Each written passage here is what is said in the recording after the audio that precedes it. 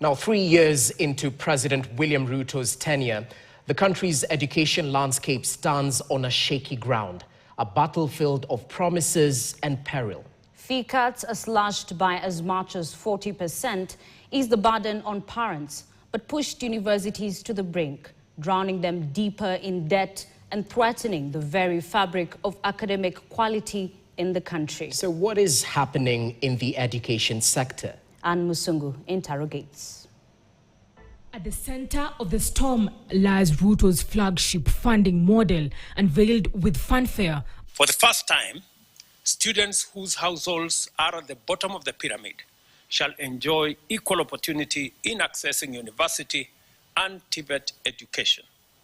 Their households shall not make any contributions towards the education of their children because of their financial status. But now, entangled into courtroom showdowns, shifting rules and swelling arrears, what was sold as a lifeline for vulnerable students is fast transforming into a dangerous experiment. We are saying no to new funding model. For the fourth time, the government is tinkering with formulas, this time grading learners on a scale of 1 to 100, raising doubts over whether this patchwork can steady the sector or plunge it further into crisis. What you will pay is dependent on what is your level of need.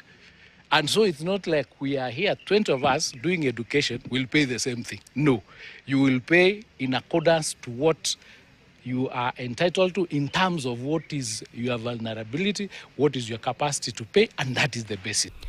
When rolled out, the model promised to ease a staggering 60.2 billion shillings debt.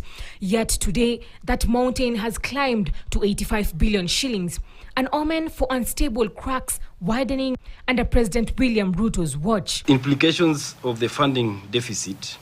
Number one, massive student dropouts. We envisage a significant number of financially constrained students may be forced to defer or abandon their studies. Structure public universities to reduce unnecessary administrative costs. And two, measures of staff right sizing and outsourcing of non-core services. And finally, rationalizing satellite campuses and considerations for disposing such assets to offset pending financial obligations, among others.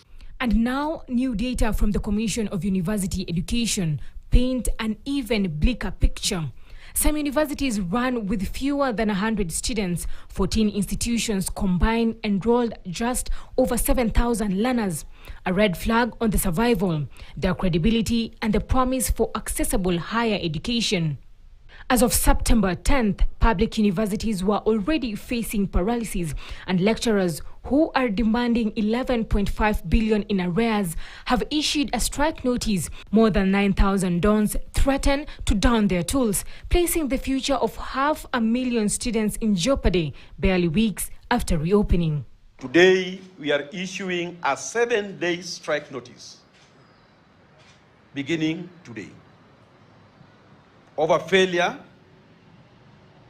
by the government to implement 2021-2025 Phase 2 CBRAs for the financial year 2025-2026, totaling to 2.73 billion. 3 years on, President William Ruto's education reforms stand at a dangerous crossroad. Is it rescue or ruin, with ballooning debts, threatened strikes, and a specter of university closure?